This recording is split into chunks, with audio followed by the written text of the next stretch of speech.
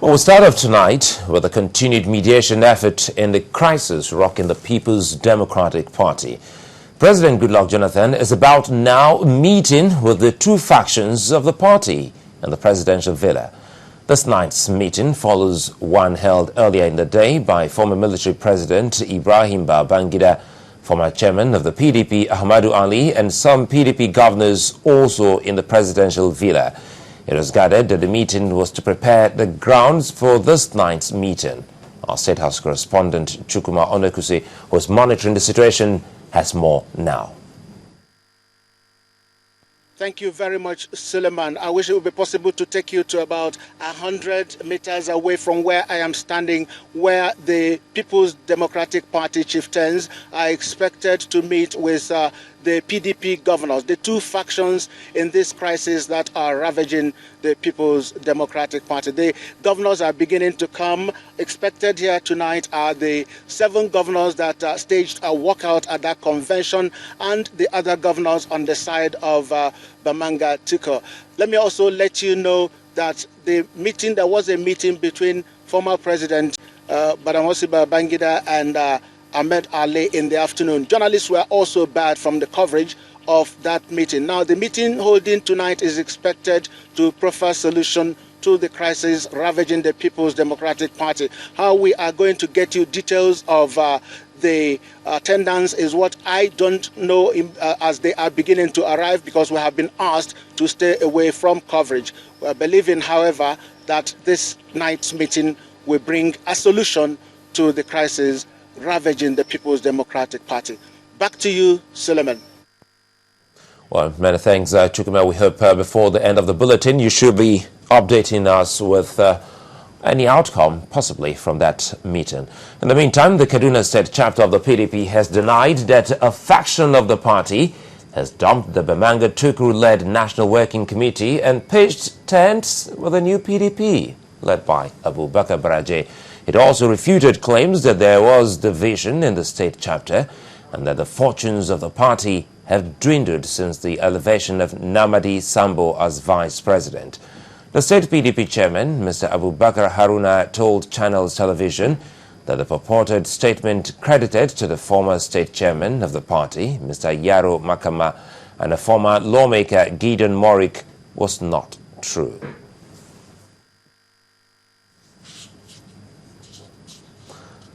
Well, now, a faction of the PDP in Kano State known as the Kwankwansia Group has declared support for the new PDP led by Mr. Abubakar Baraje, confirming the group's resolve to Channels Television. The party's former publicity secretary, Saleh Jili, also denied being disqualified by the national leadership of the party. He added that their tenure had expired since August the 15th, and it is expected that the national leadership of the PDP will send a caretaker committee pending the time a state congress will hold. Meanwhile, there are reports that the Tukuru-led PDP has formed and sent a caretaker committee led by Colonel Habibu Shuaib, retired, to take over the leadership of the party in the state. The PDP in Kano had been divided before the crisis. Thus, the PDP Kwankwansia group led by Governor Rabiu Kwankwanso, and the other is the Garkuwa group led by Aminu Wali and the Minister of National Planning, Mr. Shamsuddin Usman. Now, as part of plans to ensure the 2015 elections are credible, the Election Monitoring Group has urged the Independent National Electoral Commission to stop having party primaries and voter registration at the same time, while commending INEC for successfully carrying out the voter registration in Anambra State. The chairman of the group, Ibrahim Zikrullah, pointed out the need for more public sensitization on the exercise. He said this in Abuja while delivering a report on the continuous voter registration in Anambra in preparation for the 2013 governorship election. And it is very important that the political parties monitors the exercise, because it's one way of also establishing confidence and accepting the outcome of that exercise. So if they are not giving room, because INEC also set the time frame for the party primaries, that between so and so period, party primaries has to be conducted and list of candidates forwarded to INEC. So we are saying that there is need for the two exercises to be separated. So because when they are lumped together, you give no room to party to really concentrate on how to mobilize to observe the voter registration. Well, the Federal High Court in Port Harcourt has fixed tomorrow, the 11th of September, to hear a motion for interlocutory injunction seeking to restrain the PDP and INEC from recognizing any other person other than Andy Uba as candidate of the party for the November 16th Anambra State governorship elections. The Ejike Ogwebogo-led executive of the PDP, which is recognized by INEC, had gone to court to challenge the decision of the party's National Working Committee to recognize the Ken Emekaye faction, which produced Tony Nwoye as candidate.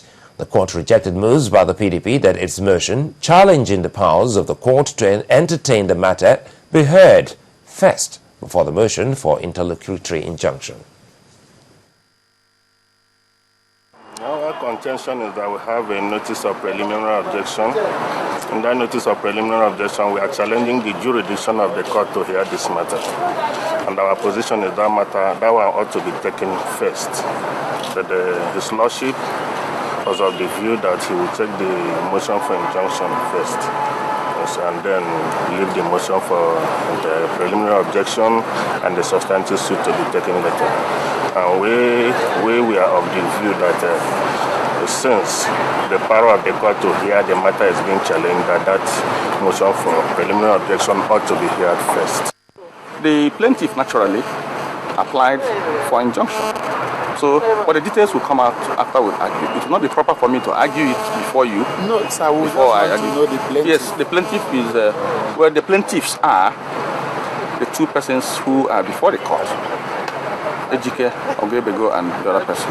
They are the plaintiffs. So they are the ones who brought the application, which the court will hear tomorrow. So I will not go beyond this. But if after proceedings tomorrow you ask me, then I can deal with the details. Well, from the Federal High Court in Port Harcourt to the Lagos State High Court sitting in Ikeja, which has granted bail to suspected fraudster Fred Ajudua. Vacation Judge Justice Ganiu Safari granted Ajudua bail in the sum of 50 million naira with two sureties in like sum on the grounds of his failing health. In his ruling on the matter today, Justice Safari held that Ajudua's ill health constituted an exceptional circumstance for the court to grant him bail. Our judiciary correspondent Shola Shoyale now reports.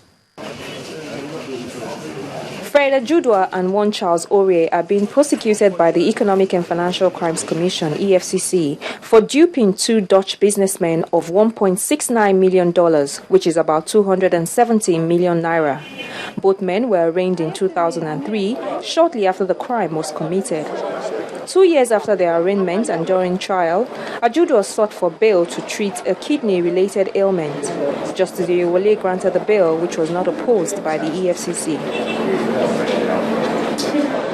Ajudua, however, jumped bail, traveled to India and absconded for over 7 years, a situation which stalled his trial, forced the trial judge to revoke his bail and declare him wanted.